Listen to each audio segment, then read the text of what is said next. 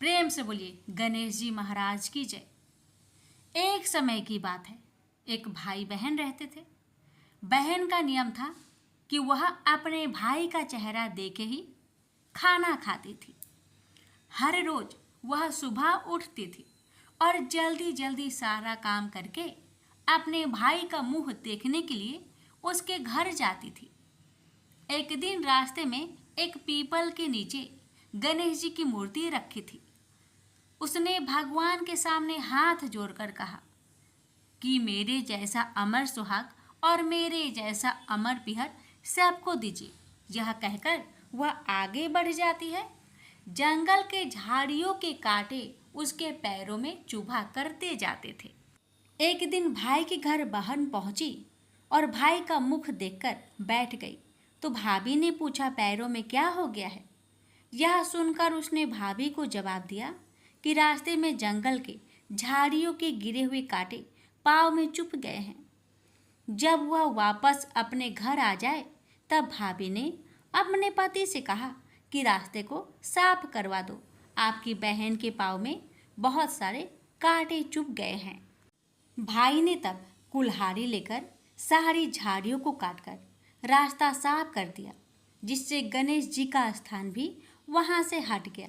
यह देखकर भगवान गुस्सा हो गए और उसके भाई के प्राण हर लिए।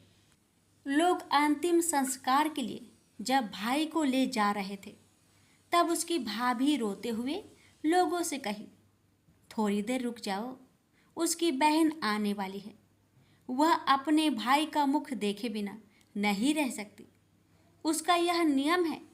तब लोगों ने कहा, आज तो देख लेगी पर कल कैसे देखेगी? रोज दिन की तरह बहन अपने भाई का मुंह देखने के लिए जंगल में निकली। तब जंगल में उसने देखा कि सारा रास्ता साफ किया हुआ है। जब वह आगे बढ़ी तो उसने देखा कि सिद्धि विनायक को भी वहां से हटा दिया गया है। तब उसने जाने से पहले गणेश जी को एक अच्छे स्थान पर रखकर उन्हें स्थान दिया और हाथ जोड़कर बोली, भगवान मेरे जैसा अमर सुहाग और मेरे जैसा अमर पिहर सबको देना। और फिर बोलकर आगे निकल गई। भगवान तब सोचने लगे, अगर इसकी नहीं सुनी तो हमें कौन मानेगा, हमें कौन पूजेगा? तब सिद्धि विनायक ने उसे आवाज दी, बेटी इस खेजड़ी की 7 पत्तियां लेकर जा और उसे कच्चे दूध में घोलकर भाई के ऊपर छींटा मार देना, वह उठकर बैठ जाएगा। यह सुनकर जब बहन पीछे मुड़ी तो वहाँ कोई नहीं था। फिर वह यह सोचने लगी कि ठीक है, जैसा सुना वैसा कर लेती हूँ। फिर वह 7 खेजड़ी की पत्तियां लेकर अपने भाई के घर पहुँची। उसने देखा वहाँ कई लोग बैठे हुए हैं। भाभी बैठी रो रही है और भाई की लाश रखी है। तब उसने उस 7 पत्तियों को बताए हुए नियम के तहत भाई के ऊपर इस्तेमाल किया। तब भाई उठकर बैठ गया। भाई बोला बहन से, बोला मुझे बहुत ही गहरी नींद आ गई थी। तब बहन बोली, यह नींद किसी दुश्मन को भी ना आए, और उसने सारी बात अपने भाई को बता दी। तो मान्यता के अनुसार ये है गणेश जी की चमत्कारी कथा। प्रेम से बोलिए गणेश भगवान जी की जय हो। एक गांव में माँ बेटी रहती थी। एक दिन वह अपनी माँ से कहने लगी कि गांव के सब लोग गणेश मेला देखने जा रहे हैं, मैं भी मेला देखने जाऊंगी। माँ ने कहा कि वहाँ बहुत भीड़ होगी, कहीं गिर जाओगी तो चोट लगेगी। लड़की ने माँ की बात न सुनी और मेला देखने चल पड़ी। माँ ने जाने से पहले बेटी को 2 लड्डू दिए और 1 घंटी में पानी दिया। माँ ने कहा कि 1 लड्डू तो गणेश जी को खिला देना और थोड़ा पानी पिला देना, दूसरा लड्डू तुम खा लेना और बचा पानी भी पी लेना। लड़की मेले में चली गई। मेला खत्म होने पर सभी गांव वाले वापस आ गए, लेकिन लड़की नहीं आई। लड़की मेले में गणेश जी के पास बैठ गई और कहने लगी कि 1 लड्डू और पानी गणेश जी तुम्हारे लिए और एक लड्डू और बाकी बचा पानी मेरे लिए। इस तरह कहते कहते सारी रात बीत गई। गणेश जी ये देखकर सोचने लगे कि अगर मैंने एक लड्डू और पानी नहीं पिया तो यह अपने घर नहीं जाएगी। यह सोचकर गणेश जी एक लड़के के भेष में आए और उससे एक लड्डू लेकर खा लिया और साथ ही थोड़ा पानी भी पी लिया। फिर वह कहने लगे कि मांगो, तुम क्या मांगती हो? लड़की मन में सोचने लगी कि क्या मांगू, अन्न मांगू या धन मांगू या अपने लिए अच्छा वर मांगू या खेत मांगू या महल मांगू। वह मन में सोच रही थी तो गणेश जी उसकी मन की बात को जान गए। वह लड़की से बोले कि तुम अपने घर जाओ और तुमने जो भी अपने मन में सोचा है वह सब तुम्हें मिलेगा। लड़की घर पहुंची तो माँ ने पूछा कि इतनी देर कैसे हो गई? बेटी ने कहा कि आपने जैसा कहा था मैंने वैसा ही किया है। और देखते ही देखते जो भी लड़की ने सोचा था वह सब कुछ हो गया। प्रेम से बोलिए गणेश भगवान की जय। सेठ सेठानी और गणेश जी की कहानी। एक गांव था जिसमें एक सेठ जी अपने परिवार के साथ रहते थे। सेठ जी का गांव के पास के ही शहर में बड़ा व्यापार था। सेठ जी गणेश जी की पूजा श्रद्धा एवं विश्वास से करते थे, जिससे सेठ जी के घर में अन्न धन के भंडार सदैव ही भरे रहते थे। उनके जीवन में किसी भी प्रकार की कोई कमी नहीं थी। नित्य प्रतिदिन नियम अनुसार रोज वो नदी पर नहाने जाते और आकर गणेश जी का पूजन करते, उन्हें भोग लगाते और फिर स्वयं भोजन करते थे। यह बात सेठानी जी को अच्छी नहीं लगती थी। वो धार्मिक नहीं थी और ईश्वर में इतना विश्वास नहीं रखती थी। एक बार सेठानी जी ने सोचा कि यह इतना गणेश जी को मानते हैं, गणेश जी की पूजा करते हैं, इससे होता क्या है? आज तो देखती हूँ वो कैसे गणेश जी की पूजा करते हैं। अगले दिन जब सेठ जी नदी पर नहाने जाते हैं तो सेठानी जी गणेश जी की मूर्ति को उठाकर मूर्ति को कपड़े से ढककर बगीचे में जमीन में दबा देती है। जब सेठ जी नदी पर से नहाकर घर आते हैं और देखते हैं कि गणेश जी की मूर्ति तो मंदिर में नहीं है, तो वो सेठानी से पूछते हैं, गणेश जी की मूर्ति मंदिर में नहीं है, कहाँ गई? तो सेठानी जी बोलती है, मुझे नहीं मालूम, मूर्ति को घर में बहुत ढूंढाते हैं।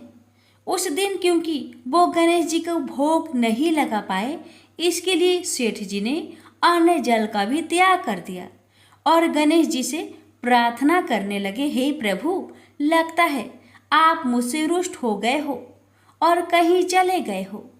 आप अपनी कृपा दृष्टि मुझ पर बरसाइए। ये प्रभु मुझे दर्शन दीजिए।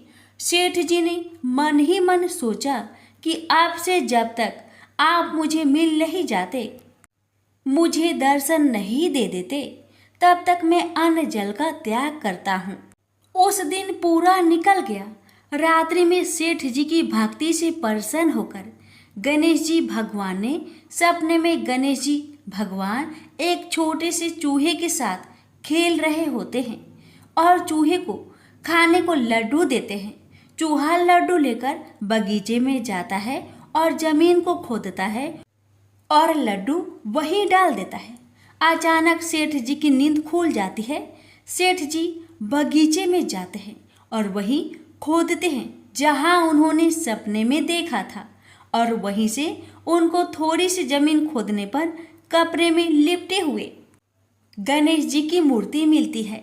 सेठ जी गणेश जी की मूर्ति की पूजा करके उनको यथास्थान स्थापित करते हैं और सेठानी के पूछने पर सारा वृत्तांत उन्हें सच सच बताते हैं। बात जानकर सेठानी जी को आश्चर्य होता है और सेठानी जी मन ही मन श्रद्धा एवं विश्वास से गणेश जी भगवान की भक्त बन जाती है और सेठ जी से कहती है कि मुझसे बड़ा भारी अपराध हो गया है। अब हम दोनों पति पत्नी प्रेम सहित गणेश जी भगवान की आराधना करेंगे एवं उनकी पूजा में कभी कोई कमी नहीं आने देंगे। यह सुनकर सेठ जी अत्यधिक प्रसन्न हो जाते हैं और दोनों पति पत्नी गणेश जी भगवान को धन्यवाद करते हैं। जय बोलो, गणेश जी भगवान की जय हो, सदा ही जय हो। प्रभु अपनी अनुकंपा सेठ सेठानी के समान ही हम सभी पर बनाए रखना। कहानी सुनने वालों की सभी मनोकामनाएं पूर्ण करना। एक बार गणेश जी एक बहुत सुंदर गांव से गुजर रहे थे। इस गांव के खेत हरे भरे थे। सुबह का समय था। ठंडी पवन का आनंद लेते हुए गणेश जी मूषक पर सवार होकर चले जा रहे थे। इतने में वह एक खेत से गुजरे तो आनंदवश फसलों में हाथ फिरा दिया। गणेश जी के ऐसा करने से उस फसल के कुछ दाने हाथ में आ गए। अब गणेश जी को पछतावा हुआ कि उन्होंने तो चोरी कर ली। भले ही उन्होंने जानबूझकर नहीं चुराया, लेकिन अब फसल के दाने तो उनके हाथ में आ गए। गणेश जी ने गिने तो वह 12 थे। अब गणेश जी ने उस खेत के मालिक को खोजा और उन सेठ जी के यहाँ 12 साल की नौकरी पर लग गए। एक दिन सेठानी राख से हाथ धोने लगी तो गणेश जी ने सेठानी का हाथ पकड़कर मिट्टी से हाथ धुलवा दिया। सेठानी ने सेठ जी से शिकायत की और कहा कि देखो, नौकर ने मेरा हाथ पकड़ लिया। सेठ जी ने गणेश को बुलाकर पूछा कि तुमने सेठानी का हाथ क्यों पकड़ा? गणेश जी ने बोला कि मैंने तो बस ये कह रहा था कि राख से हाथ धोने से घर की लक्ष्मी नाराज होकर घर से चली जाती है और मिट्टी से हाथ धोने से आती है। सेठ जी ने सोचा कि गणेश ठीक कह रहा है। थोड़ी दिनों बाद कुंभ का मेला आया। सेठ जी ने कहा, गणेश, सेठानी को कुंभ के मेले में स्नान करा कर ले आओ। सेठानी किनारे पर बैठकर नहा रही थी तो गणेश जी उनका हाथ पकड़कर आगे डुबकी लगवा लाए। घर आकर सेठानी ने सेठ से कहा कि गणेश ने तो मेरी इज्जत ही नहीं रखी और इतने सारे आदमियों के बीच में मुझे घसीटकर आगे पानी में ले गए।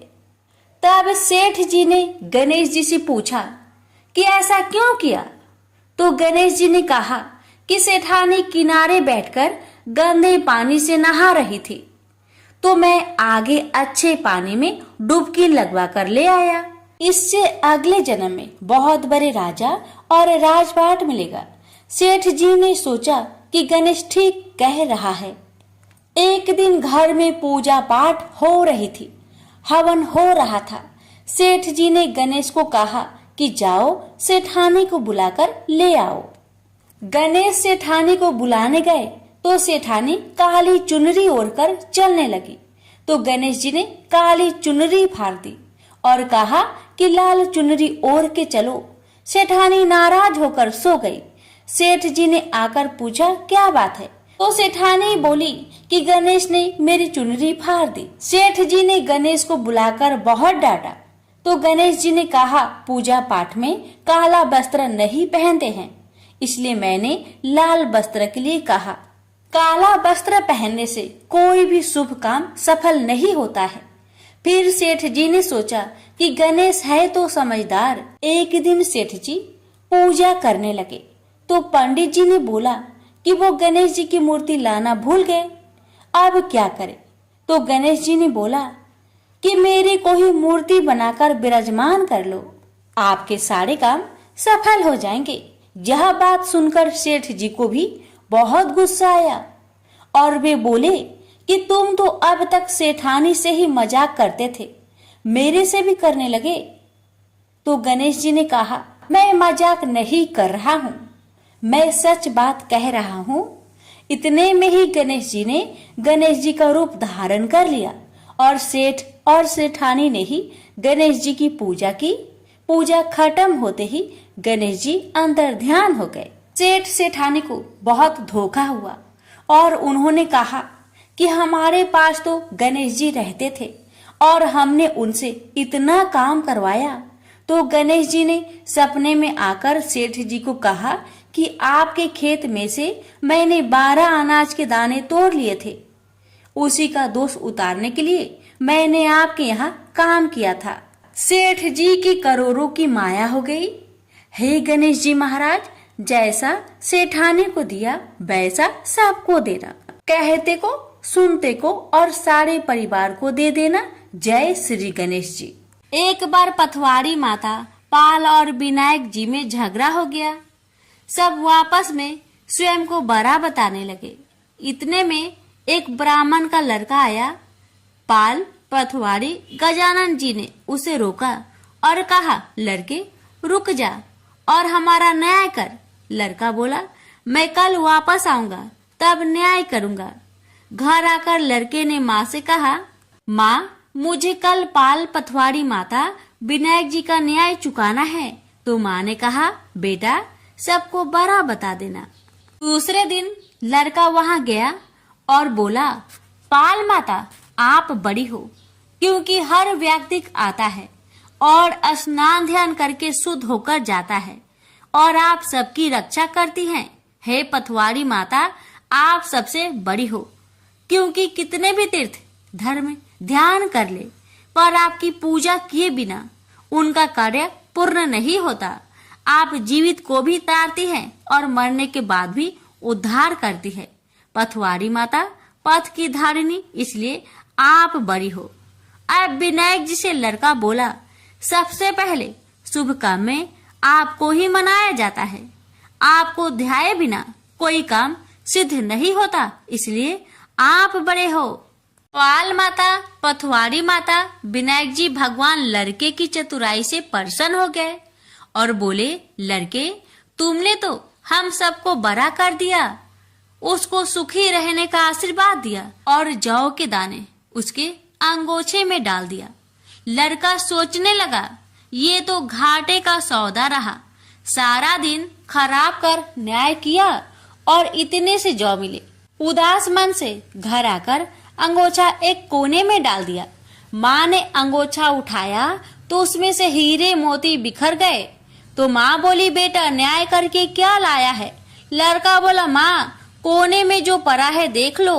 वहाँ गई, देखा हीरे मोती का ढेर लगा है, हीरे मोती जगमगा रहे हैं। माँ अत्यधिक प्रसन्न हो गई। माँ ने बेटे को बुलाया और कहा, बेटा आज तो पाल माता, पथवारी माता, विनायक जी भगवान आज तो हम पर प्रसन्न हुए हैं। माँ बेटे बहुत प्रसन्न हुए। हे भगवान, जैसा पाल माता, पथवारी माता, विनायक जी भगवान ने लड़के को दिया वैसे सबको देना। कहानी कहने सुनने हुक्कर भरने वालों को सुख समृद्धि धन्य धान्य देना। प्रेम से बोलिए पाल, पथवारी, विनायक भगवान की जय। गणेश जी की कथा। पौराणिक कथा के अनुसार एक समय की बात है कि भगवान विष्णु का विवाह माता लक्ष्मी जी के साथ निश्चित हुआ। विवाह की सभी तैयारी होने लगी।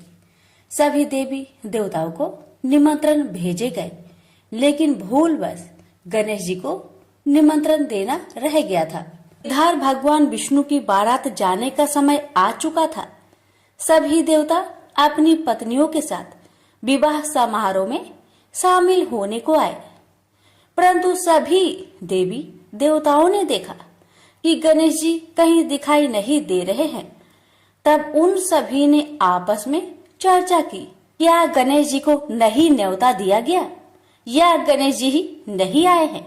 सभी को इस बात पर बहुत आश्चर्य हुआ। इस बात पर उन सभी ने विष्णु भगवान से ही इसका कारण पूछा। विष्णु भगवान से पूछने पर उन्होंने कहा कि हमने गणेश जी के पिता भोलेनाथ, महादेव और माता पार्वती को न्योता भेजा था। यदि गणेश जी अपने पिता के साथ आना चाहते तो आ जाते, अलग से उन्हें न्योता देने की कोई आवश्यकता भी नहीं थी। दूसरी बात यह है, उनको खाने में 1.25 मन मूंग, 1.25 मन चावल, 1.25 मन घी और 1.25 मन लड्डू का भोजन चाहिए।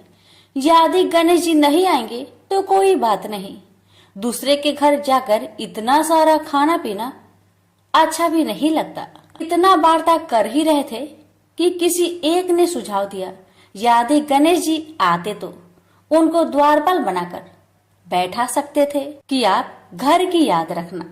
आप तो चूहे पर बैठकर धीरे धीरे चलोगे तो बारात में बहुत पीछे रह जाओगे। यह सुझाव सबको पसंद आ गया तो फिर विष्णु भगवान ने भी अपनी सहमति दे दी।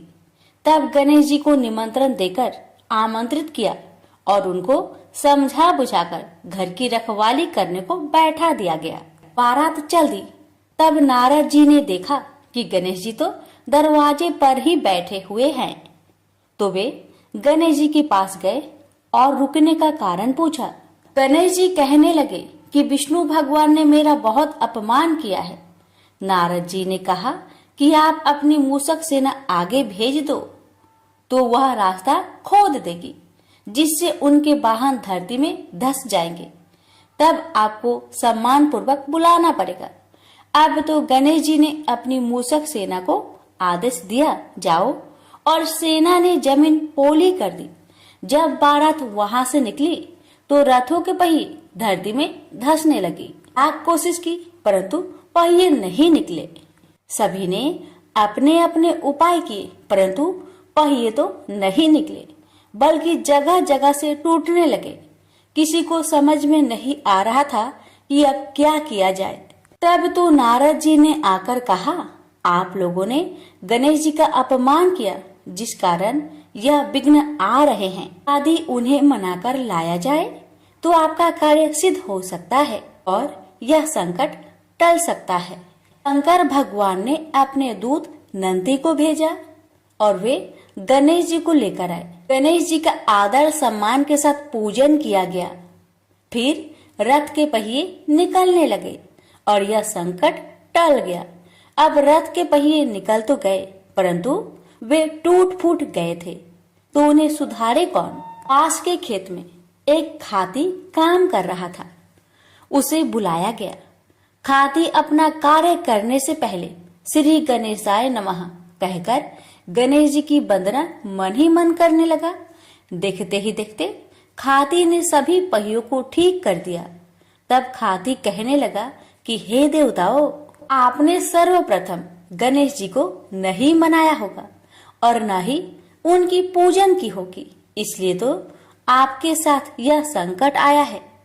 मैं तो मूर्ख अज्ञानी हूँ, फिर भी पहले गणेश जी को पूजते हैं, उनका ध्यान करते हैं। आप लोग तो देवगण हैं, फिर भी आप गणेश जी को कैसे भूल गए।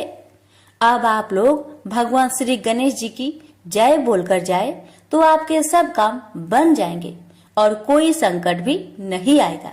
ऐसा कहते हुए बारात वहां से चल दी और विष्णु भगवान का लक्ष्मी जी के साथ विवाह संपन्न करा के सभी सकुशल घर लौट आए।